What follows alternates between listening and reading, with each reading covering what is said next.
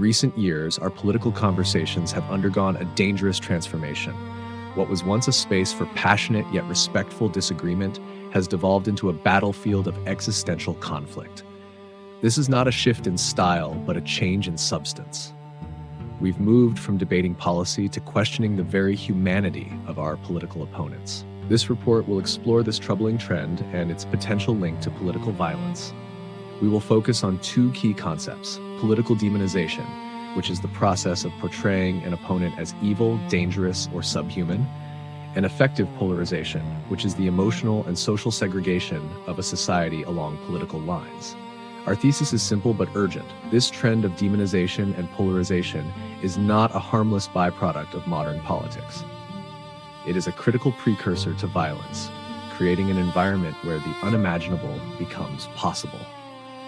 The goal of this report is to analyze this dark trajectory, understand its root causes, and begin a conversation about what we can do to pull back from the abyss.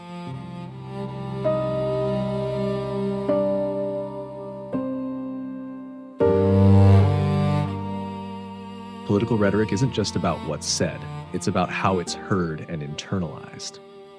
To trace how words can escalate into violence, we must turn to the social and cognitive sciences that explain human behavior in groups. At the individual level, a core mechanism is dehumanization by threat. Opponents are framed not merely as wrong, but as an existential danger, an active threat to the community's safety, values, or survival. When political adversaries are repeatedly cast as dangerous, corrupt, or life-threatening, the listener's moral inhibitions can erode. The opponent becomes a problem to be neutralized rather than a person to be debated. That individual psychology is then amplified by group dynamics. Social identity theory shows that our sense of self is bound up with the groups we belong to. In a hyperpolarized climate, political identity functions as a primary social tribe. Affective polarization turns disagreement into moral hostility. Loyalty to the in-group hardens while suspicion and contempt toward the out-group grow. Under those conditions, politics ceases to be a contest of ideas and becomes a struggle of survival. Crucially, acts of political violence rarely spring from a single mind in isolation. They are often enabled by a network of systemic supports, organizational planning, opportunistic actors, and structural incentives that can turn private rage into coordinated action. Political actors who charge their opponents as existential threats perform a powerful rhetorical work. They legitimize hostility, signal moral permission, and motivate followers.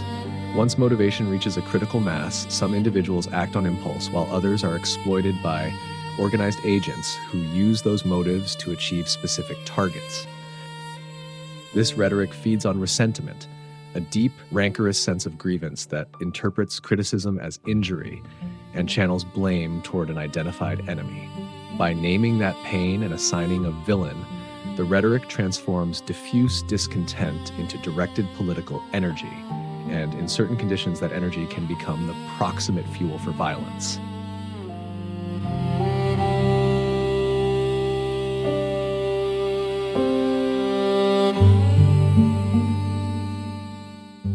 The causal link between rhetoric and violence is not linear but conditional, a match in a combustible environment.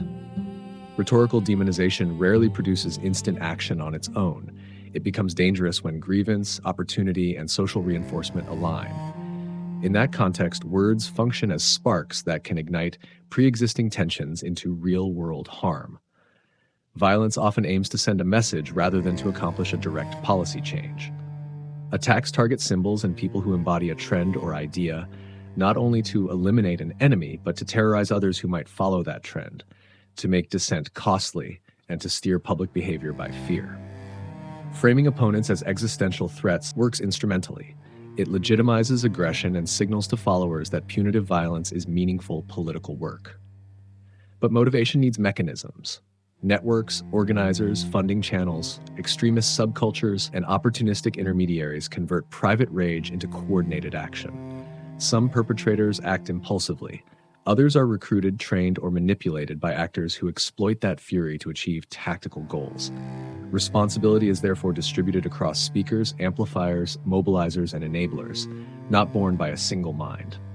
Today, the digital ecosystem collapses distance between rhetoric and action. Algorithms amplify outrage, create echo chambers, and micro-target the most receptive audiences. Coordinated campaigns and synthetic media can validate false narratives and lower barriers to violence.